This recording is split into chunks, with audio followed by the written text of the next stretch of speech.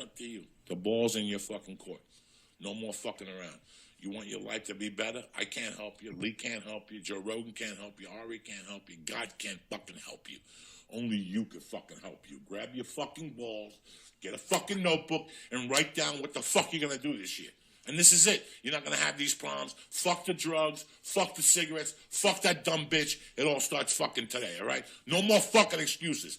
That's the fucking... This is the year of the fucking soldier. It's 2015. We're going in like fucking Marines. You understand me? 2015, we're getting back what belongs to us. And that's it. No more fucking around. Play the national anthem, Lee. I'm sick of these motherfuckers. Let's go the good one, too, with shoots and fucking people missing legs. I want to hear the good one, Lee Sayed. It's over. We're fucking Americans. I'm sick and fucking tired of your bullshit. If you're not sick and tired of your bullshit, and you're not sick and tired of society's bullshit, I can't breathe, put your hands up. Every fucking day there's something different. You're a fucking American, motherfucker. You don't want to get shot? Don't get fucking pulled over. You don't want to get fucking shot? Don't fucking do something wrong. All right? I don't want to get fucking shot. I don't even shoplift no more. But that's me. You're a fucking American. It's January 5th. It starts today, you fucking maggot motherfucker. Stop blaming everything on everybody. And fucking American society and the fucking iPhone. Fuck you and the fucking iPhone. Fuck you and fucking Facebook. Fuck you and social media. It's all about you, you dumb motherfucker. Get up, grab your balls. Hug your wife, kiss the kid. Pick up the fucking dog. Stop it. Stop it.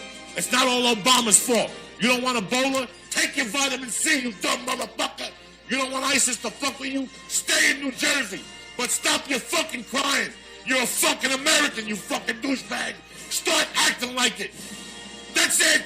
You're a fucking American. Motherfucker. And here we go. Yeah, buddy. I think. We're back. Back again. February 13th? 13th, that's right. Almost President's Day weekend. Yep, you're going to be 8. You look older, dude. Yep. You're getting old. Got his mohawk with lightning bolts on the side of his head. Rob haircut. doesn't have COVID. I do not have COVID. Went and got the test. No. Yeah. Was just a little sick last week. Got the test to be on the safe side. That is a uncomfortable thing.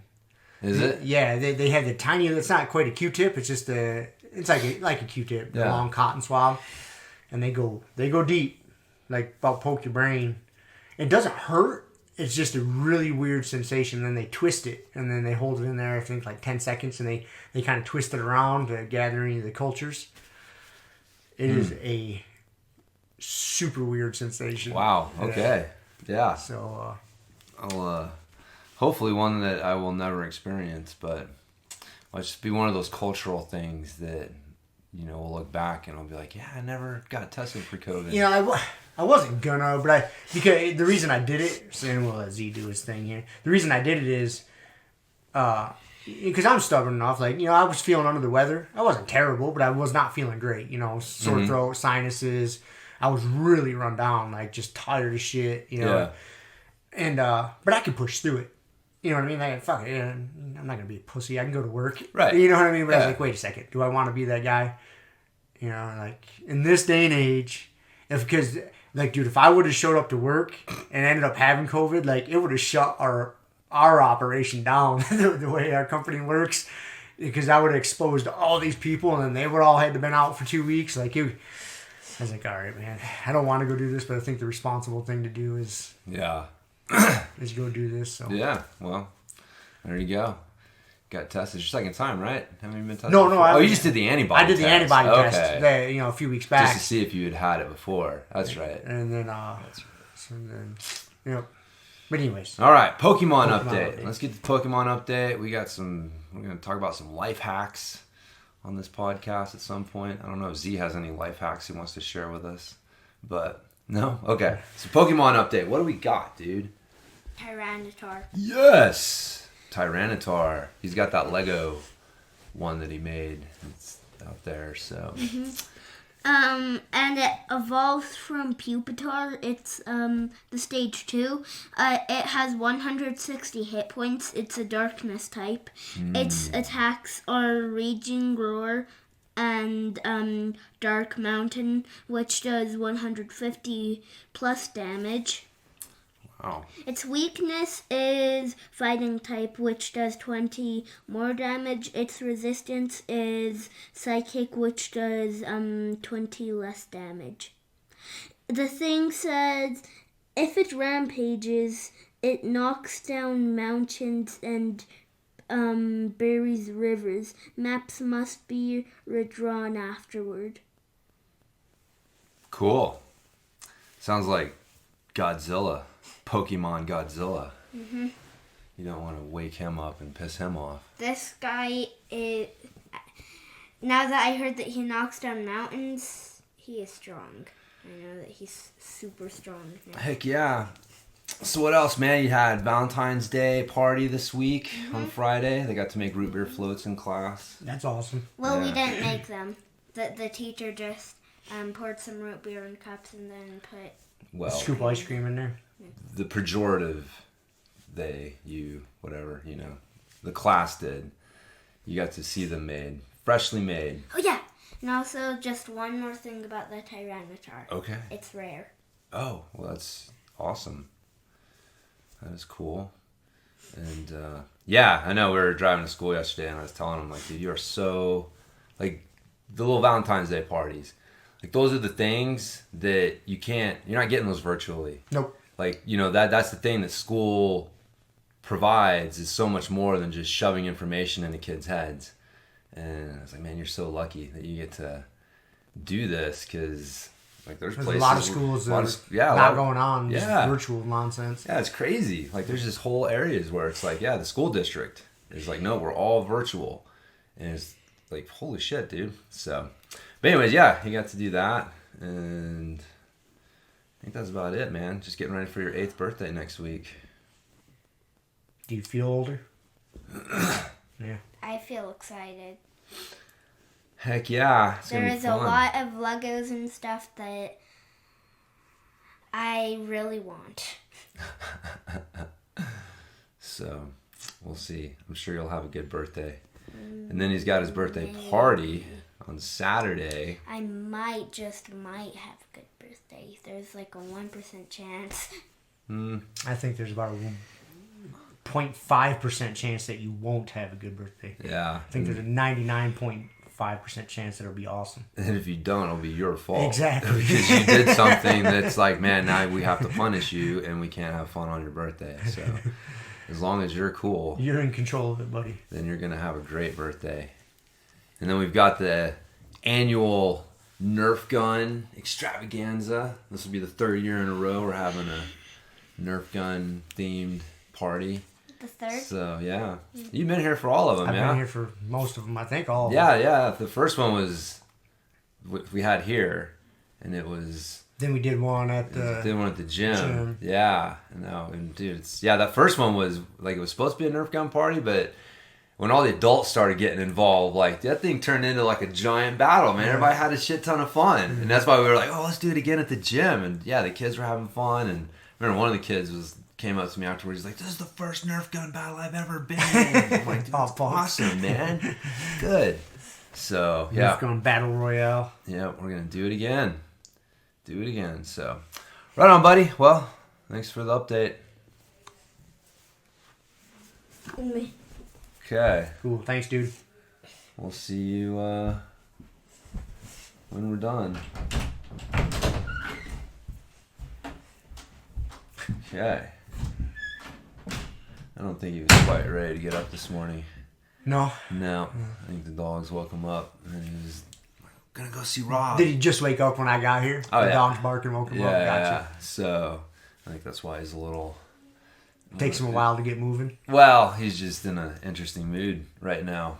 So He's always sort of in an interesting mood. He's an interesting kid. he is. He has several interesting moods that he Yes. goes between. So yeah, but so anyways, what do we got? Oh, I had Joel Jameson, the Morpheus guy. I had him on the BJJ Strength Training podcast Did this you? week. Yeah, That's so cool. It'll release next week, but I had him on for an interview. Nice. So yeah, he'd hit me up for a pair of pedals, and so I was like, "Yeah, man, I'll hook you up with some pedals." And And then I was like, yeah, I just started this new BJJ strength training podcast. You know, if you ever have time, come on it. So he's like, yeah, I'll come on it. I was like, all right, man. That's cool. Yeah, I got like, I didn't tell him I've only got like fucking 20 people that listen to it so far, but I get the right. impression that he's pretty cool. He doesn't care. You know, he likes to get the info out there. Yeah. Put out good info. Yeah. I've been getting back in the habit of using my Morpheus again. I got away from it for a little bit. Mm-hmm. But I've been getting back into it again. Just keeping That's an eye good. on it. Yeah, Yeah. it's a good tool. It is. And just kind of, I like it just to basically just kind of monitor my health. That's it. And, you know, like, okay, is something going on here, blah, blah, blah. Like, Yeah. That's why, that's like one of the main reasons I like it. Well, that's what he was saying yesterday is like one of the big mistakes people make. Well, they make two. One is they use an HRV monitoring device that is monitoring their HRV like all day or like at random times through the night or something. And he's like, you know, if you really want to see, get a baseline or, you know, something you can compare it to, you have to do it like we do with the Morpheus, where in the morning, usually around the same time every day, you're going to sit there without anything else going on for a few minutes and monitor your heart rate. And that's going to give you, that way you're not, you know, if you think about something stressful, it'll lower your HRV. So if you're participating in like HRV during activity is a little tougher to discern. So, but a lot of these, you know, like the Apple Watch and, you know, a bunch of these things that measure your HRV, that's how they're doing it, you know? And so they're not really giving you a really usable number. They're just giving you a number. Makes you feel good because you're monitoring your HRV, but I think that's how like the Whoop strap works and the too. Oura Ring. And Yeah, all those you're getting. He described it as noise. Like that's what it is. It's not really a clear signal of what's going on with your HRV because there's so many other things going on that it's really just kind of noise. Yeah, it's noise. You're not comparing apples to apples on a daily basis. Yeah, You're just wearing that thing, collecting data. Yep. Hey, what are you really comparing it to? Yeah. It's like so. But that's like the first mistake. And then the next one he said was that people tend to look at that number and think that that's a predictor of how I'm going to perform today. So if it's green and, you know, great, then I'm going to, oh man, I'm unstoppable. And if it's red and low, then it's like, holy shit, I'm going to perform like crap today. And you know, he's like, that's not. You see, that's sort of the trap I had fallen into. Yeah. You know, accidentally. And I got away from it for a while. And now I'm getting back into it with a new mindset. Yeah. And I mean, you still, you know, he said like that, it matters, right? So like if you can, you know, if you're red and you had like a hard training day, I guess like particularly in the gym, right? Like your skill training, like doing jujitsu. So if you wake up and you're red and you've got jujitsu and you've got strength training planned, then maybe like moderating your strength training on some level to reflect that wouldn't be a bad idea. But that's not saying like you shouldn't train that day or like you're going to perform like crap. It's just, and you can still do what you're going to do. It's just the next day, well, if it's red again, well, now you're starting to see a trend. And it's like, it's that trend that you're looking at more than like any one day in particular. And so, but yeah, that is the trap people fall into. They look at it and think that's a predictor of performance when it's a number to use to help you know where is your body sending energy, right? If your HRV is lower than normal, then energy is being directed to recovering from stress. And if it's higher than normal, well, your body may have extra energy to be able to put into more training. And so it's, you know, it's just a tool, but it's a pretty accurate tool. You know, for example, I got a real recent example. So, you know, last weekend I was, you know, a little sick and under the weather. But prior to that, so the weekend before we got done training, that Sunday, and dude, my knee was hurting, my surgery knee. And not the joint, but like right where one of the screws are. Right where the lower screw is. Dude, and it was agitated after, like, yeah, I remember even after Saturday training, I sensed it and felt it. Went and trained Sunday, and dude, I got done training Sunday and woke up Monday. And it was all swollen.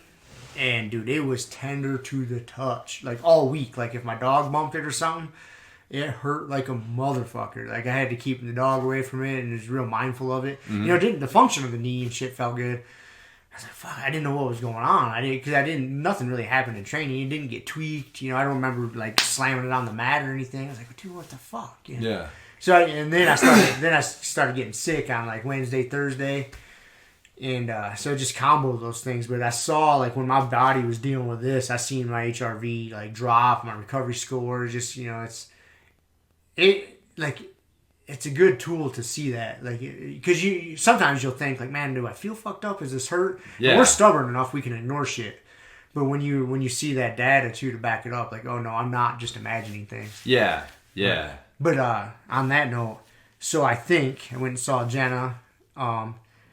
It's very likely that my screw is starting to work itself out of the bone. Ah, get out of here. So in the way it feels right now, even after training yesterday. I'm gonna have to keep an eye on it, but I'm leaning towards I'm probably gonna have to go get that screw pulled out. I guess it's pretty common, like for someone after an ACL surgery or reconstruction, that if you still are really active and your legs are all twisted in funny positions, that screw will eventually kind of work itself out. When it's not a big deal, like it's the structure of the tendon's still good, the knee's still I don't have to reduce activity, and even if I go get it removed. The only reason you really got to take it easy for a couple weeks maybe is just basically because you got an incision. It's not. Yeah. It's definitely not like a recovery surgery process. So, but the way it's feeling right now, dude, I went and got dry needled. And there's sometimes dry needling can be very uncomfortable. Seeing in certain areas, dude, she put a needle right basically in that screw. Motherfucker, did that hurt, dude? Like I broke into a sweat, whew, dude, oh my god, that was like the IT band is usually pretty rough when that gets needled and different things when you got injuries, dude. Right there, oh my god, that just thinking about going to do it again is daunting. Like it fucking hurt, dude. That's it, but yeah. So, Did it help? I guess. Yeah, it seems like it's helping. I mean, that's the thing. If it's helping, it's worth it. It's worth it. A little bit of discomfort. It does seem like the swelling went down. Kind of some of the fluid dissipated after that, and it wasn't as tender to the touch. Yeah. It's a bit after training last night, like because that's a common place for people to put their hand too. Yeah. I really gotta watch when people are like knee slice passing that way. If that leg gets smushed, and then they try to slide their shin over the knee, motherfucker. So I've been forcing it. Last night I was forcing everybody to this side. Yeah. But so I might be going to get a screw removed here before too long. Oh, that's fantastic. I'm sure me and Kevin can help you out. I'll fucking hold you down and we'll just let do it yourself. Kevin get after you with a screwdriver and. This seems like a not a well Grand Valley knee surgery. Not a well thought out plan. No, well, when you tell him, he's gonna tell you. He'll pull it out for you. I told him last night because there's a couple Did times. He say there's a couple times when we were training, like he could kind of tell, like he'd kind of push on that knee. Not being a dick, just it just happens, and you can see me moving away from it. Like I'm addressing that issue pretty quickly. I was like, I think the screw's coming out. Oh man, yeah, huh? Yeah, that sucks. But Morpheus was. Yeah, he picked up on it. Morpheus picked up on it. Yeah, that's a good story. Guess kind of segue into our life tips, tricks, and our hacks. Subject for the day. Yeah, man. Exactly life hacks. How do we fit it all in, man? There's a ton of shit to get done, and only so many hours in the day. And a ton of little things you can do to kind of, I guess, hedge your bets. To give you a little leg up. It's funny, Cody Garbrandt was just on JRE just a couple days ago, and he was talking about that. It's the little things that just give you a little edge up on the competition.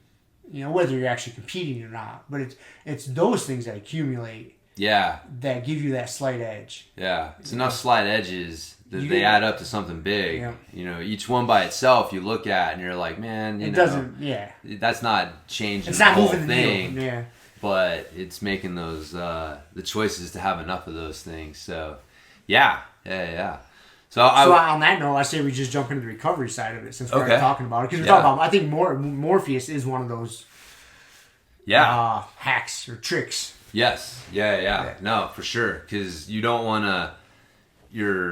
The whole idea is it's training plus recovery equals results, and having an imbalance in that equation is where you end up with overuse injuries and getting burned out and just, things not working well. Like if you're not seeing the results that you want to see, a lot of times it may be you're not recovering well enough as opposed to not training hard enough, and maybe not, right? But you need some sort of tool to be able to tell you where you're at with that, and that's basically what HRV monitoring, heart rate variability monitoring is. And we've talked about it several times. People can Google HRV and find out the details about it. But yeah, I totally agree. I think that somebody's trying to call me. If I can put this on Do Not Disturb, so you're gonna get denied, and then we're not disturbing my phone. Boom. Sorry about this. Very unprofessional of me. We're not necessarily known for being professional. Yeah. So yeah, man. So what? I guess we've kind of touched on a little bit. I mean, is there anything in particular, like you? I mean, what? So what's your routine with it? Like, what do you do? So pretty much first thing in the morning. Here's where I get hung up on it. Like, I think ideally to get your best recovery score, it's just my opinion, would be like before you even get out of bed. You roll over, grab the phone, put your Morpheus strap on, and do it right there. The problem I have with that is I don't sleep with my phone next to the bed. Yeah. And so I do got to get up and move a little bit. And I think I'm okay with that because that's a rule. Like the phone doesn't go in my bedroom. That's it. I can ask you, since getting into the tactical thing, my phone's moved back into the bedroom. Okay, I put it in my master bathroom and plug it in and charge it there. Okay, so technically it kind of does go into the bed, but it goes into the bathroom, a counter, and charges in there. All right. So, anyways, but that's different. But I was that's a good question because you do want it, like in case you think somebody's breaking in. You need to call 911. Yeah, you're calling 911. Right. Yeah. But if you have it plugged in out in the living room, that presents a problem. Yeah, and you got to fucking clear half the house to get to it. It's a problem. That's a problem. So no, it's in the bathroom plugged in. Okay. And that kind of falls into the whole like maybe sleep hack or whatever that. Your phone, dude, you should not be looking at your screen, your phone before you go to bed. I'm kind of digressing here. And you should, and that's a habit. I've fallen into this trap before. Like if your phone's next to your bed, especially on the weekend, you roll over and grab it. And the next thing you know, you're just laying in bed for an hour, scrolling, watching this video, watching that video. Like it's a worthless fucking habit. And so you got, it's just like having sweets in the house. You don't have it. Know yourself, put that phone over there. It's going to benefit you in many different ways. But anyways, so back to my Morpheus routine. So, yeah, man, I get up, walk out to the kitchen, grab my strap, put it on, get some hot water going for my coffee, and then I sit down and, check my recovery score right there. Just sit down, and I usually, read while I just fire it up and let it do its thing. And, it takes a couple minutes. From the time it takes the app to load up, the actual test itself takes 2.5 minutes. Yeah. It's about 5 minutes. 5 minutes. And so you sit there and don't do shit. Just relax. No petting the dog. No fucking drinking coffee. That's what I do if I fuck that up. It's hard not to do. Because I sit on the ground and my dog comes and sees me. But that's what if I do it right away, they're still kind of sleeping too. So they don't really give a shit. So yeah, right away, just do it. While the coffee's, water's heating up and before I get into any other activity. Yeah. I think that's an important part of it. Yep, no, I agree. Same thing here. Just I get up and pretty much first thing go out and I'll pet the dogs. So if they're out there, so they will leave me alone. Because you gotta. Sometimes I feel bad. One of them will come in from the outside and look at me, and 99.9% of the time I'm gonna fucking reach over and pet them. And that time there, I'm just gonna look at them and just sit there, and they look at me like, okay, I'll just keep going. But that couple minutes in the morning and. I mean, on some level, that's not a bad, just like getting up and spending a couple minutes being still before you start your day isn't a bad routine, even if you're not taking your HRV reading. Right. So, I think it's a valuable routine to get into and do. And then, you get a snapshot of kind of where your recovery is at. So you get some sort of idea like, okay, should I make any adjustments today? And I guess that's really the thing. It's like you may make some adjustments. You're not making wholesale changes. Like we were saying earlier, like that's the mistake people make is they're like, I'm red today, but it's a Saturday and I'm supposed to go train for 3 hours. So should I not go train, or this means I'm going to perform like shit today. And in the back of my mind, like I will say, on red days, especially if they fall on a Saturday or something like that, like there are times when I'm like, dude, I feel like I am suffering a little bit here rolling, and then I'll be like, oh yeah, okay, I was red. But it's never an excuse. No. It's not an excuse. It's just makes you aware of it. Yeah. It's like, okay, all right, well, yeah, exactly. That's all it is. And then you just got to make sure you do a little more to recover, which I think it would be good to touch on, because that is the thing. You get the number. Now, what do you do with it? So, as far as recovery goes, like if you do need to recover more, if you see like your recovery score isn't doing well for a few days in a row, like what's some of your ways to help aid recovery? One, I really like the Thumper massager. Yeah. That's the name brand, I think. Yep. Right? One of those plug-in massagers. They have real expensive ones. I mean, even the Thumper one I got, it's like the professional one. It's a couple $100 thing. Yeah. But you can get those. So worth it, dude. You can get those hypervolts. Yeah. Percussion massagers. Same idea. I like the Thumper better. Yeah. And for the price point. They have the percussion massagers that you can hook to a jigsaw, right? Those are so loud. So fucking loud. It's obnoxious. I did that because it's cheaper, right? Oh, yeah. So because you can get one of those Black & Decker, saws for $60 or whatever, and then you get the attachments for $15. You're under $100 and you're in the door, and it gets the job done. But dude, you got fucking hearing protection. Yeah. Yeah. You definitely can't use it if the other members in your house sleeping or trying to watch TV. No. It's so obnoxious. You're out in the garage hiding, and it's still loud as fuck, dude. Yeah. So it's... If you're trying to do your traps, you're just like, it's too loud to put it up by your ears. So Yeah. I abandoned that quickly. I went that route. I got my saw out of it. But... so yeah, I ended up spending more money. But the Thumper's a good one. And then... salt baths. Epsom salt soaks. Those are the jam, dude. Those make a big difference. Yeah. No, I agree, man. I do those. The Thumper, use that religiously. And when I don't, I can tell. Yeah. And the hot soaks. Put some good old Epsom salt in there. But those are two of my favorite recovery hacks as well, I guess, if I feel like I need to. And they're not difficult. Even if you don't want the massage or whatever. The Epsom salt soak is cheap, and it's relaxing, dude. Yeah. There's you got to soak in there 15 minutes, 20 minutes, whatever you want to do, and then combo that with a cold shower right afterwards. Like it helps immensely. Especially Saturday's a hard training day, man. I usually train Friday night, and then Saturdays train for 3 fucking hours. Like you get home Saturday afternoon, you're smoked. Yeah. Dude, you're fucked up, man. Yeah. You really are. And if you take Epsom salt soak and then a cold shower afterwards and maybe a little nap, if I don't do that, I'm smashed. Yeah, the rest of the day is tough to deal with. The rest of the day you're fucked. Yeah. You're just kind of in 50% mode, Zombie mode. stumbling around the house, trying to be productive. Yeah. I know exactly what you mean. Yeah, no, man. I think too though.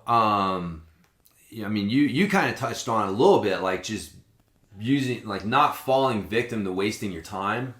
Like that's one of the best hacks you can have is like, we all have time, right? And so one, I will say, like, I don't think cutting out sleep, I do think, unless you're one of the rare few, like you do need sleep. Mm-hmm. So like, 6 to 8 hours of sleep for most people is a huge part of recovering well and being productive, and trying to cut out sleep to add to your waking hours, especially when during those waking hours you're spending time on your phone or you're watching TV or something like that. Like and watching TV isn't necessarily bad, because I know you do the same thing. Like you're doing your Thumper while you're watching TV, right? Or stretching or doing your foam roller, and so you spearheaded the couchless lifestyle, and like getting rid of your couch and just having that space. So one, you're not sitting on the couch and getting comfortable and then, laying on your side with your head on the arm. And then it's like, an hour and a half, 2 hours later, you just,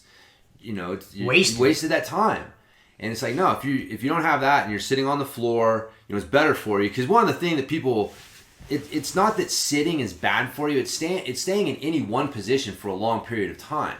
And what's bad about sitting is that we've got these super comfortable chairs that allow us to want to stay in this position for a long period of time. And so, I mean, anyone who stood at a counter for hours can tell you, like, dude, standing can start to hurt. And, you know, because you're just in the same position for a long period. So when you're sitting on the floor, you naturally are changing positions. It's really tough to get so comfortable in one position you don't want to move. And so you're moving around more. And then it's like it's easier to grab your foam roller, easier to start doing some stretching. And that right there is, and even if you don't get rid of your couch, like having those recovery tools in your living room, right there where you can see them, will go a long way towards you being like sitting on the couch and looking over and be like, oh yeah, foam roller, I should be doing that right now, and going and doing it. But like figuring out where you can cut out the junk, and then or how you can kind of make a little bit more productive time of, you know, of your leisure time like that. Like, man, you know, I like to watch TV, but I'm doing something during it. I'm very rarely just sitting there doing just that. But yeah, I mean, what's your... we touched, I mean, there's built in these conversations, there's so many little hacks. And see, that's why I wanted to talk about this, because I think there's a lot of this we take for granted. Yeah.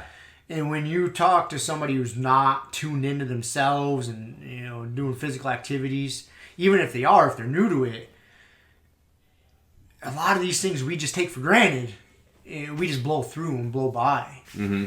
You know, and you touched on like trimming the fat, just getting rid of the wasted time. I'm not saying you got to be like fucking super productive all the time. No. But your time is limited. Yeah, it is. And shorting your sleep so you get more done during the day, that shouldn't be an option. No. Sleep is huge for recovery. Yeah. And yeah, so like I operate good in 6-7 hours, and I know that. There's times I go a little longer than that, but most of the time my body just doesn't let me sleep longer than that. But yeah, so you can't short. That's one you can't shortchange. Right. Because you're gonna have to pay that bill someplace. And yeah, fuck, dude, where do you go with it? My mind gets overwhelmed. You start. Yeah. Yeah, like trimming the fat, stretching while you're watching TV. If you are gonna sit down and relax. Man, yeah. Why did you earn it? Did you earn it? And there's no reason why you can't sit, do a little hamstring stretch while you're sitting down, a little foam rolling, or grab the thumper. The thumper, you can barely hear it. Yeah. So you can use that while you're watching TV, and it feels good. Yeah, man. Yeah. So if you are gonna be like, oh yeah, I wanted to watch this YouTube video, fire that up and stretch for a minute, and because a lot of people, stretching kind of falls into that recovery hack. Trick that a lot of people don't do. Yeah. But if you couple it with another activity, you're more likely to do it. Yeah. Yeah. I mean, you're sitting there, so just make a little bit more productive use of that time. I think that right there is a huge one. I mean, it's funny, like you said, we take it for granted because, I'll mention something like that to people and they'll be like, oh yeah. And it's like, oh yeah, I forgot. Like, until you think about it or it gets pointed out, you don't really notice those opportunities that are there. But yeah, that's a big one there. And the stretching and just all the recovery shit. But I think one of the other things you're really good about doing this is like making a schedule. So like what you're gonna do on what day, and when you're gonna do it, and you follow it. And like it is as silly as it sounds, like I have to do that myself, where I gotta go and just okay, Monday, what am I doing? You start to like kind of like get away from your routine, and you're really good about every week you got your routine from what you're doing working out to what you're gonna eat, and you schedule it and you take the time to do that. And I think that is one of those things. It doesn't take a lot of time, especially as you get better at it, right? I'm going to assume it probably doesn't take you an hour to do, but it's super valuable time that you spend because you think about these things ahead of time. And yeah, when you first start doing that, like planning out your week ahead of time, like come the weekend, it seems a little overwhelming and ridiculous to sit down and make this, like to-do list or checklist for the week or plan your workouts out or your meals. But once you get better at it, as with anything, you get to the point where you really don't have to write it down. I mean, some of the things are written down, so you don't forget, or or whatever the case may be. But yeah, that gets more efficient, and having a routine is so beneficial. It's just so much more productive use of your time. It's, you know, for somebody with a 9 to 5, or, you know, you got somebody that has to punch the clock like myself, that you should use that as an advantage to yourself, you know, because that has a built-in, you know, schedule, right? So you know you have to be to work at this time. So you just reverse engineer it, right? You know, you got to work on these days. You got to be to work at this time. So it means you got to leave the house at this time. So that means if you want to work out and walk your dogs and do this stuff in the morning, you should be waking up at this time. Okay, if I need to wake up at this time, I need to be going to bed by this time. You know, Yeah. so you back figure it. Schedule it. And at first it is a little overwhelming. I admit that, but I've been doing it for so long. It just, when I see people that don't do it, I can tell. Like, oh, like, you're not maximizing your life. There's a lot of holes in your game. Yeah. Because you're not doing this. And I mean, someone like yourself, that you're your own boss, you're not punching the clock. It takes even more discipline. Yeah. Because, you know, we've used the term floaty. Like, your schedule is way more floaty. And I didn't even notice it because come the weekend, I only have, you know, a couple of days to where, quote unquote, my schedule is floaty. It takes a little more discipline. Yeah. To stay on task and get shit done, because you just kind of like, oh, la la la, skip through the fucking day. And, you know, and the next thing you know, it's 8 o'clock at night. You're like, fuck, I didn't do anything, you know? Yeah. And so, yeah, that's a little different set of circumstances. Yeah, but we both face the same thing. Like, it doesn't matter whether you're, because we are like on really, you know, not completely opposite ends of the spectrum, but pretty far apart. Yeah, we're definitely far apart. Like, you got a pre-regimented schedule, you know, and mine is not. I mean, the kids, like getting the kids to school and picking them up or whatever, like dealing with their schedule, like that's the most regimented schedule that I have, is their freaking schedule. Right. But I still face the same thing where it's like, yeah, you would think like I've got all this time during the day that I could do this stuff, and man, that makes it even worse, where it's like, man, if I don't sit down and plan it out, I can easily get to the end of the day and be like, fuck, man, I accomplished it. Yeah, you know, I answered emails. You know what I mean? It's easy to like fill in busy work with, you know, when you're your own boss and you've got your own schedule, but being actually productive, whether it's working on yourself or, you know, the business or whatever it is, like that's a different thing, and you have to be conscious of it. You got to sit down and list out, like, what do I need to do? And man, it could even be something like, you know, fucking spend time with the family, right? Like, I mean, if you realize, like, man, I am not, what do you need to do, man, to live a productive and fulfilled life? And I think that doing jiu-jitsu is definitely part of that, right? Like, and you know, having your workout and having these things, but so is having a life outside of these things, and like having relationships and stuff. And so you may find like, man, I need to do this, and so, but at some point you need to sit down and write down, okay, what do I need to do each week? Yeah, I need to do jiu-jitsu. I'm gonna do that 3 days a week. I'm gonna do, you know, 15 minutes of stretching. I'm gonna do, you know, and list it out. Like, what do you need to do? Like, you know, when you get to the end of the day and you're laying your head on the pillow and you're in that, like, you know, the fucking dark, quiet place that we all have to deal with, man, where it's like you can't bullshit it, man. It knows, you know, if you did a good job or not, or what that day with your life, whatever, man. And it's like, what do you need to do to make peace with that space? Right? Like, don't ignore it. That's what a lot of people do, is they just try to fucking ignore it. But it's like, no, look at that, man. Like, that fucking shame that you feel for knowing that you didn't do what you could have done that day. Like, you need to take that. Okay, what do I need to do tomorrow to make sure I don't feel that, you know, the next night? And write those fucking things down. And then you're like, shit, that's a lot of stuff. And it's like, yeah, it's a lot of stuff, man. But what is the other option? Yeah, what is the other What's option? plan B? To be miserable, to not you know, what is plan B? You can't have, there is no plan B. Like, Aka trying to get in this fucking door right now. Is that Aka or Jax? That's both. So yeah, man, you give yourself, like, there is no plan B. I have to do this because otherwise I'm, you know, I don't want that. And then you have to figure out, like, where do I freaking, you know, cut out the fat? You're looking at it, you're like, man, I'm not going to have time to keep up on all my Netflix shows. Dude, we talk about it all the time. Like, where do people find the time?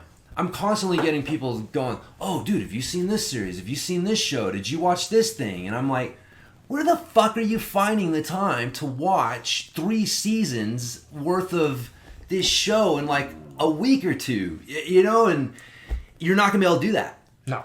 you're not gonna be able to do that and get all this other stuff in. Maybe you can, but Unlikely. Unlikely. If you have a job or kids, very unlikely. Yeah. So you do, man. That list and scheduling it's a vital part to it, because without that, you're just kind of floating. Yeah, taking guesses, and you end the day with like remembering, oh yeah, I didn't get this done, and it's like no. And then that affects your sleep. Yeah. Because then you're kind of, you'll be hard on yourself. Like, oh fuck, I should have done this, I should have done that. And that's it, dude. 99% of the time, when it's time to go to bed and I do my nighttime routine and I lay down, like, dude, I knock out fast. 10 minutes. I don't know. I've never really timed it, but it's fucking fast. Yeah. Because when I know it's time to sleep and rest, like, okay, it's time to sleep and rest. Yeah. And my body knows it, and I'm out. It's because I did all those other things. Yeah. That allowed my mind to be like, all right, shut this thing off and look forward to the morning. Like, I look forward to every morning. Like, I'm excited to go to bed at night, because I'm like, oh yeah, I get to. Yeah, my morning routines are priceless to me, man. Like, I protect those almost over everything. Waking up, drinking the coffee, reading, working out, walking my dogs or whatever. Like, that is important. And so I look forward to that shit every morning. Like, oh yeah. Yeah. And the sooner I go to bed, the sooner I can get up and do that. Fuck yeah, man. Yeah, no, like having that morning routine, I think that's, an important. That's kind of life. An important hack sure. thing. Yeah, it's like saying you're gonna get workouts done later in the day is easy, but man, if you just wake up and get them done first thing, and it's done, and it's it frees your mind up, frees that hard drive space up. Yeah. To focus on other things. Yeah. That's something I got to get back to doing. I've gotten away from that. I don't know why exactly. It's easy to do, man. It is, man. Well, I sit there, I'll get my coffee and I'll sit there and I'll probably read for like half an hour to 45 minutes every morning. Just hanging out. And it's like, it's easy, man. I just sit there and I'm reading. So I'm not like doing nothing. It's enjoyable. Yeah, it's enjoyable.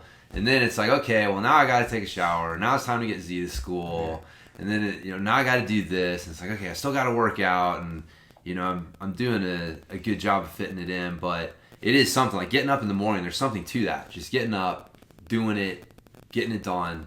It just sets the rest of your day on a different trajectory. And so, yeah. I mean, on that note right there, like, I set a timer, because I enjoy reading. And to sit down and read, like, you can get sucked in. You're like, okay, one more chapter, one more page. And next thing you know, 45 minutes goes by. No, I have to set a timer. Like, okay, I'm going to allow myself, whatever it is, 10, 15, 30 minutes, whatever it is that day. Set the timer, and that's it. Timer goes off. Finish that page up. You're done. Yeah. And then you're on to the next fucking thing. Yeah. And then when I get time to work out, set the goddamn timer. And now you're on the clock. So now you're fucking around in between sets. Yeah. This and that. Yeah. Oh, I had 40. Oh, shit, I kind of fucked up this morning. I only have 35 minutes to get this workout done. Yeah. Well, I guess my rest time in between sets is going to be a little less. And then, so you're on the clock there. You set that timer. Boom. Go. Yeah. Gives you some focus. It gives you focused effort. Yeah. Yeah, no, man, that's an important one. Getting up and getting your day started with some sort of morning routine. It sets you up for so much better of a day. Yeah. Now I think reading, that's something that both of us have mentioned. I think that filling your head with something positive or interesting is important. It's it's these we were talking about it at the beginning. These what the fuck were the small edges or whatever? What is it? Yeah. The slight edge. Slight edges. Like 15 minutes of reading in the morning, that's a slight edge. Like, is that by itself going to completely change your world overnight? No. But you do it long enough, and you do some of these other little things that we're talking about. Like, that does start to add up and have a big impact. And making a list and like listing out what you need to do and making a schedule, right? Like, that'll have an impact, but that's one of those slight edges that you can gain on people that don't do it. And then on the surface, it doesn't seem like much. Yeah, but it's little deposits in that piggy bank. Yeah, and it's putting a penny in that piggy bank, putting a nickel in that piggy bank. Yeah. And when you hear at first, it's nothing. Right. But just it compounds interest, man. You just got to keep putting a little change in the piggy bank. Yeah, I mean, you do the same thing like we were saying. It can get a little overwhelming with the scheduling. So like putting a timer on yourself is, I mean, that's just another good hack in general too, because it forces some focus on you. And so if you're sitting down to make your schedule, you're like, okay, man, I'm going to give myself 10 minutes to do this. And you set the timer, like you're going to be done in 10 minutes. Whereas if you sit down and you're like, dude, this is overwhelming. And what if I do this? And what if I do that? And so, yeah, I do that a lot, man. Like I have to just put a timer on myself because I'll find myself just fucking with something over and over and over again. And, that little perfectionist side of me is like, oh man, well, if I move this here and I move that there, it's like, dude, just go. Just go. Just fucking fix something and go, man. So, yeah, that's a good one. Good one as well. So yeah, timer. Yeah, I didn't even write that down. Again, you take these things for granted. Yeah, you just get set this that much timer. time, man. You Yeah. get this much time. Yeah, I've had to start doing that with my dry fire because that was one that was just like sucking up so much time. I'd go out and like an hour later, I'm doing all this different shit, and it's like, man, I got 30 minutes. I got to set the timer. In 30 minutes, I'm done. And yeah, it forces me to be more focused with what I'm doing. And but yeah, it's easy, man. Like that's the thing. I've been doing this for a while. We're sitting here talking about trying to give other people advice, and the reason I think that we're feel qualified to give this advice is because we keep having to work at it, man. Like we've had to teach ourselves this, and we keep having to, like, it's not easy, right? No, you still fuck up. Yeah. You can get lackadaisical in certain areas. So, and then you just reset it, man. You realize, Course okay, correct. Yep. Get back on track here. So, yeah, for sure. But, yeah, what else? What other areas? I mean, we touched on a lot of them, who jumped all over the fucking thing. But, sleep. Sleep's one, man. Yeah. What? Sleep is so important, man. And I've said it and I'll say it again. Stop staring at screens before you go to bed. Yeah. And I know that makes a huge difference because I've fixed that area of my life. I don't do it, but when I do fuck up sometimes, on the weekend, like a Friday night or Saturday night, if I'm watching a YouTube video or reading up on Bitcoin or something, like I get sucked into these rabbit holes and I'm like thirsting for this knowledge. So I'm watching this guy and then he points me to this article. I'm like, then I'm reading this article. Well, I'll allow myself, like, fuck it, I'm reading this before I go to bed, so I'll take it to bed with me and I'll read it. And then that affects my sleep. When you don't do it, yeah, my eyeglasses I wear are blue light blocking glasses, to even kind of hedge myself against that, protect myself from that. It still affects your fucking sleep. Yeah. And I get frustrated with Dawn because Dawn brought it up. She says, how do you fall asleep so fast? And I was like, man, I'll be honest with you, like, you need to stop staring at that goddamn screen before you go to bed. Most of the time, sometimes I watch to have that TV on at night.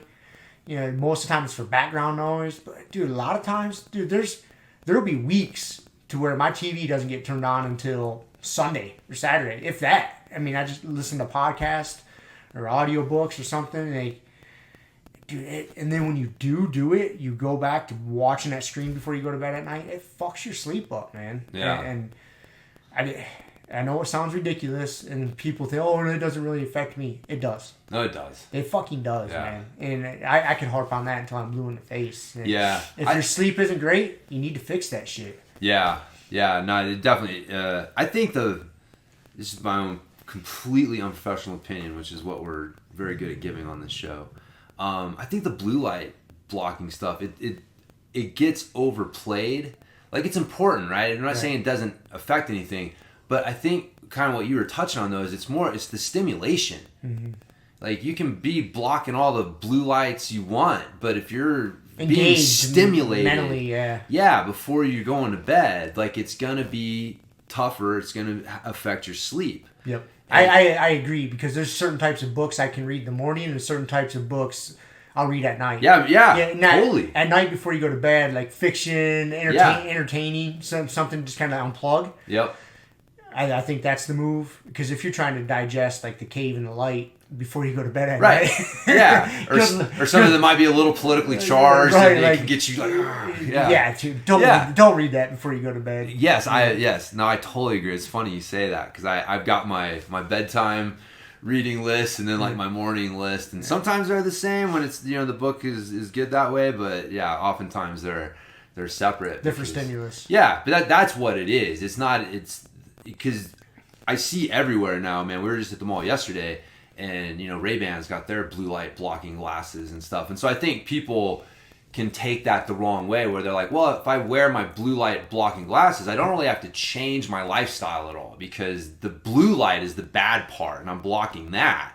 And it's like, nah, that's a good point. It's helpful to hedge your bet that way, but it's really that stimulation. And so you're trying to, or at least have some routine, like, 10 minutes of, meditation or whatever to help offset that before you go to bed can be helpful. Yeah, and on that same note, the dim lights around the house. Yeah. I mean, I have a lot of smart switches and smart light bulbs throughout my house, and I have it programmed in through the app that at sunset, all those lights dim down to 50%. It happens automatically. And now if I'm at, this time of year, sunset's pretty early, so if it's 6 o'clock at night and sometimes the light dims, I'm in the kitchen doing shit and the light dims down to 50%. Motherfucker. So then I'll turn it back up, for a little bit while I'm in there cooking or something. But man, that makes a big difference too. Yeah. You don't have all these lights on full tilt right up until you go to bed. Yeah. And then just shut them off and go to bed. Like, that's a big difference too, man. They get those. I like those Himalayan rock lamps, salt rock lamps. They provide a nice little dim light. Have those throughout the house, or if you have red light bulbs or something, or just dimmer switches or dimmer light bulbs. It's a pretty cheap investment. You can get those Philips smart light bulbs. Yeah. That allow you to dim them really easy. You can do it from your phone, so you have no excuse. You can set up those routines, and that makes a big difference too. Yeah. No, I remember when I got into that, we went You guys went full candles, candle route, yeah, man. I remember that. Yeah, we had to pull back from that extreme, but for a while there, yeah, we were rocking the candles at night when it got dark, but it does. All these things do make a difference, and sleep is one of those things that people, it has to be like a foundational part of your plan, because without good sleep, like everything else you're trying to do is gonna be harder. Like it's gonna be harder to recover. It's gonna be harder to perform. It's gonna be harder to stay mentally, sharp. Yeah, and discipline's harder when you're tired. Yeah. I'll attest to that 100%. Fucking A, I'm man. a pretty disciplined person. I can stay on track, but when I get tired, yeah, that discipline's tough. Yes. Bro. From the proper food choices, just the proper, all your choices. When you're tired, it's like your defenses drop. yeah. So your body just wants to get some fucking rest, man. Yeah. It's so. Yeah, but that making sure, and there are things like sleep, having a sleep routine. Sleep hygiene, I think, is the term. So like blackout curtains, making sure you don't have lights in your room. Even Temperature, nice cool temperature in your room. Good. So there's a whole art and science to creating a good sleeping environment and a good sleeping routine. But man, that is time and energy that is well worth it. Yeah. Like again, another one of those. I wouldn't even call that a fucking slight edge. Like I call that a fucking major edge. Mm-hmm. But again, these are the things that people don't do because it takes a little bit of time, energy, and effort. But it's worth it. And if you don't know it, right? Like if you don't, it's hard when you're standing on the other side of the fucking canyon and people are telling you like, hey man, you need to jump over here. And it's like, that's a hard jump, man. It's like, no, it's really good over here. And you're like, I don't know, it seems pretty good over here too. So it can be hard, but we're telling you from the other side of it, man, it's worth it. It's one of those areas that will pay off for you in a lot of different areas. Cause dude, I think just like so many people are, there's something like being zombies, man. Mm-hmm. That's why they're drinking fucking coffee all day long, energy drinks, all this stuff to try and stay stimulated and awake. But man, it's a cheap way of engaging with reality. Like, you're not really fully mentally there and able to deal with things like you want to. 'Cause, I mean, if you're tired and you're hopped up on caffeine, like man, it's harder to not lose your temper and keep just a good outlook on things. You're just a little bit more on edge. And you tend to focus on the negative shit. Yeah. And you get riled up faster and not make clear decisions. And Yeah. and that compounds. Yep. Yeah. Yeah. So being sleep is a foundational part.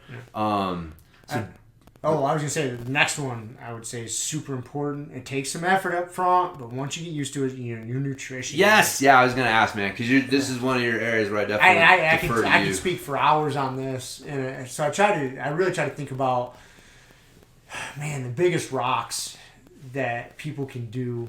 Obviously, staying away from processed foods and minimizing your sugar and shit like that, but. So the really big, I thought about this quite a bit because I wanted to distill it down into a 10-minute segment.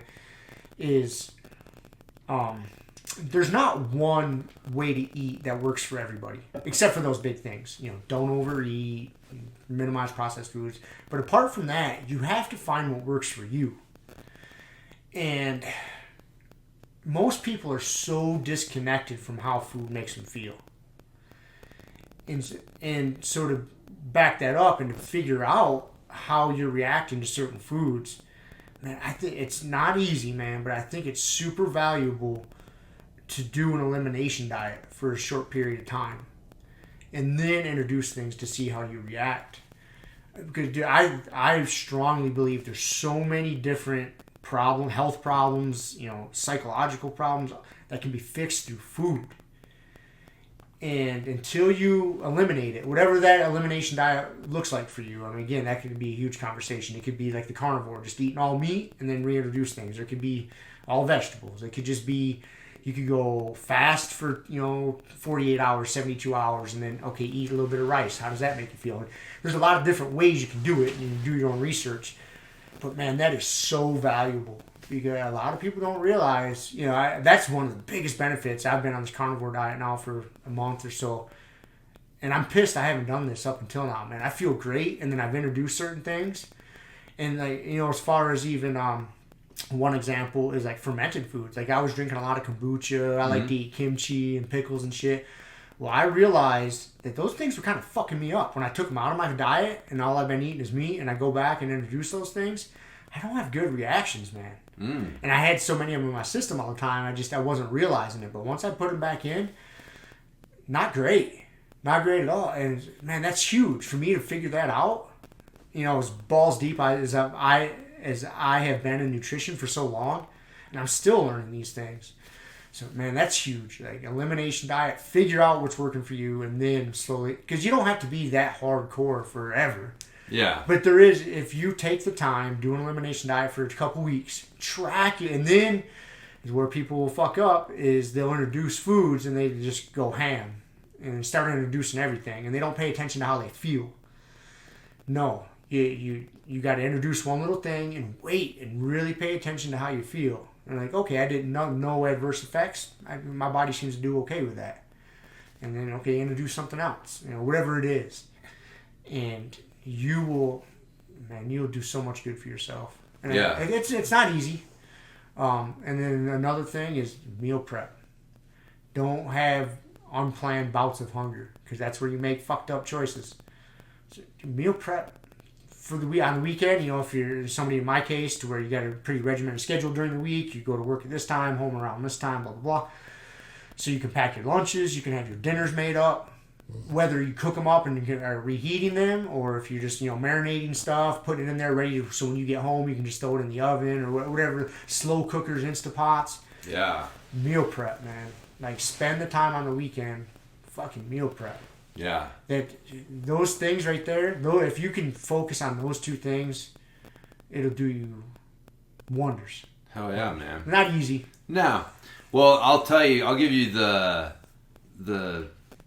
James version of those hacks, because the Rob version is the best, but Rob is an extreme adherent to the nutritional stuff, which I love about you, man, because that's why I said I honestly defer to you with a lot of the nutrition stuff, because dude, you have gone down this rabbit hole, but it's not normal, right? So it's but you do need the elimination diet's the best thing, but man, I think what at the core of that is like listening to how your body responds to foods.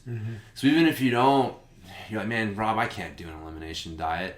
It's like, man, start paying attention to how certain foods make you feel. You can do that. You don't have to. And then if you feel like, man, when I eat a certain food, I don't really feel good afterwards or whatever it is. Okay, well, how about you eliminate that for a little bit and see how that makes you feel, and then reintroduce that back in and see. And so there's a couple different ways you can use, but the elimination, the mindset of paying attention to how food makes you feel, and then being willing to eliminate foods once you start to identify things that hey, I don't really feel great after I eat this, that's super important. You're gonna, otherwise, man, like, what do you? It's interesting. Like you mentioned, man, like people are so out of touch with how foods make them feel, and like Precision Nutrition, which is one of the biggest nutrition coaching companies in the world. When you do their year-long coaching program, man, week 1 or 2, like one of the very, very, very first things they have you do is just sit there and like put your fork down while you're chewing each bite and just chew your food and experience that, and then eat it, and then start to pay attention to, when do I feel full? Like, so many people just don't even pay attention to that, and that's why they're overweight. Like, if you would just pay attention to, oh man, I ate too much, like I don't feel good, rather than going and running, fucking grabbing Pepto-Bismol or whatever, Rolaids or whatever, and like that right there, man, listening to your body, like how foods make you feel. And then, with the food prep thing, like, yeah, 100%, man. Like, I think at the heart of that is, don't eat out. Oh God, yeah, that, to me, that's not even a question. Yeah. You notice I didn't even bring that up. Right. Like, dude, yes, but don't eat out. At the heart of what you're doing is eating out is not an option. That's not a plan B. That's not a fucking option. You can't allow yourself to have that as a plan B. So you have to do whatever you got to do to figure out how to not eat out. Yep. And for you, in your case, like, the meal prep, and so people, that may be a little bit different for each person, but you're going to have to do some work to do that. Yep. Or else, like, you just, if you're super rich, I guess you can call one of those meal prep companies that fucking, just send, but you're going to have to do something. You're going to have to make some sort of effort, whether it's finding someone to cook the food for you or whether you're cooking it yourself, but you cannot eat out. And I don't know. I think it can be healthy. It makes everything so much harder, from just all the things that we're talking about, trying to be productive and your mental state. All of these things get affected by what you eat. And, on that, I want to bring up, a lot of people don't connect at certain things caused by food. Like, for example, let's say, you get to older guys like us that are, engaged in all these physical activities. You get these little, sometimes a joint will hurt, your elbow or your knee or whatever the case may be. Dude, there's a lot, unless there was an acute trauma to it. Man, if say your knee swells up, well, if you reverse engineer it back up, okay, what did I eat that was different? And I do that sometimes. Even, for example, I was talking about that screw in my knee, so it all swelled up because I had fucked up, and it took me. I didn't realize it for a day or two, so I've been eating on this carnivore diet. I still got a sweet tooth, man. I love sweets, homemade baked goods and shit. Like, just, I'd have it. It's a sweet tooth, whatever. I found these quote unquote healthy Pop-Tarts, like these keto Pop-Tarts or whatever the fuck they were, and I was like, oh, this will be a good, if I am craving something, I can eat this. But I connected that, man. Like, it would. And when I back figured it, when I had one or two of those, it was right prior to my fucking knee swelling up. I got those out of there. Guess what? It hasn't swelled up since then. Because a lot of different foods will cause inflammations in your system. Yeah. And if you have a trouble area in your system, it's gonna inflame that even worse. And you don't know. And I think it was one of the bullshit sweeteners in there, like the erythritol. You get these quote-unquote healthy sweeteners in there. And my body did not like it. I hadn't had anything like that, and I put that in there. Boom, it swells up. Yeah. And then people don't connect those kind of things. You're getting a brain fog and getting that afternoon crash. People just accept it. Oh, yeah, come 2 or 3 o'clock in the afternoon, I kind of hit a wall. That's not supposed to happen. Back up. What did you eat that caused that? And that's what I think a lot of people fuck up. They don't realize, they don't connect those dots. Yeah, they're not paying attention to how these things... They think when you say, hey, pay attention to how foods make you feel, they just connect it to your gut. Yeah. Like, oh, do I feel full? Am I farting? Am I burping? Do I have the shits? But that's the extent of it. They don't associate other things. Brain fog, moodiness, joint pain or stiffness. That's right. They don't associate those things with nutrition affecting those things, but it does. No, yeah, it does. It really does. Yeah. Yeah, these foundational things, man, like sleep, nutrition, like these things, the recovery, which is kind of encompassing all of these things. Like, you'll notice, man, like this is what we've been spending the vast majority of our time talking about, are these elements, because these got to be like the foundational bedrock of everything else you're doing. But then you look at how most people are approaching what they're doing, and it's like they're so hyper focused on this workout. Which way? How should I train? How should I train? Or what cardio program do I need to do? And it's like, how much sleep are you getting? What's your nutrition look like, man? What's your HRV? Like, are you doing things to we've touched on meditation, man. We've both gotten into the breathing thing. I think that's another one of those things that really can pay big dividends for people is, spending some time working on your mindset and how you deal with things mentally, and just having a better outlook on things is because that affects your health. It affects how you recover from things. And like, if you're just mentally stressed out, if you're one of these people who just gets like, super irritated at everyone, and you're constantly angry, and like, I'm one of these people, man. I know. And so you got to work on it, because otherwise, like, your body can only recover from so much stress. And so if you're making up your own stress in your head, you're not helping yourself. No. You're not helping yourself. You're just digging that hole. Yeah. So sleep, mindset, nutrition, like, these are the things that you gotta get in. But these are the things that people usually are like, oh man, I don't have time for this, and I can't fit this in. But it's like, no, you can. There's ways to do it. There's little hacks and things, but a lot of it's like, not having a plan B. Like, what's the other option?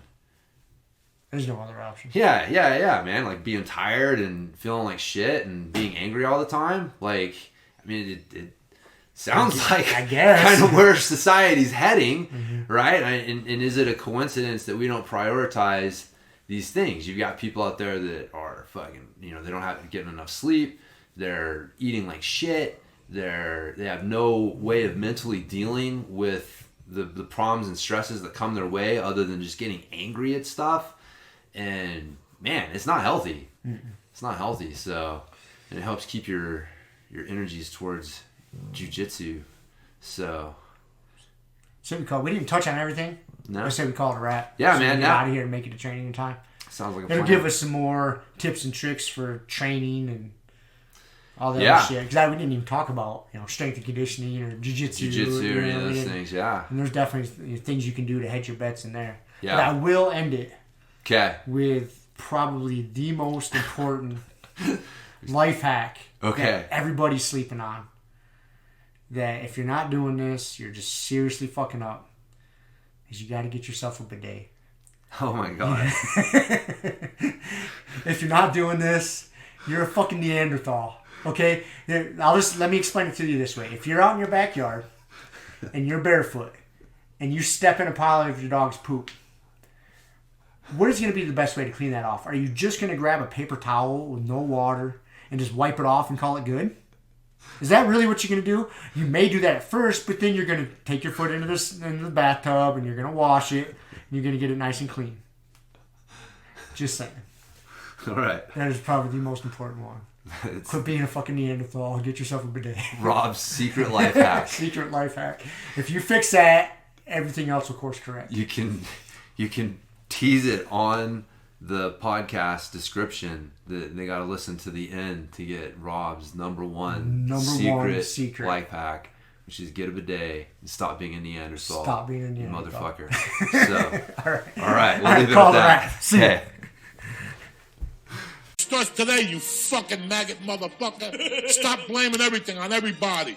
And fucking American society and the fucking iPhone. Fuck you and the fucking iPhone. Fuck you and fucking Facebook. Fuck you and social media. It's all about you, you dumb motherfucker. Get up, grab your balls, hug your wife, kiss the kid, pick up the fucking dog. Stop it. Stop it. It's not all Obama's fault. You don't want Ebola? Take your vitamin C, you dumb motherfucker. You don't want ISIS to fuck with you? Stay in New Jersey. But stop your fucking crying. You're a fucking American, you fucking douchebag. Start acting like it. That's it. You're a fucking American. Motherfucker.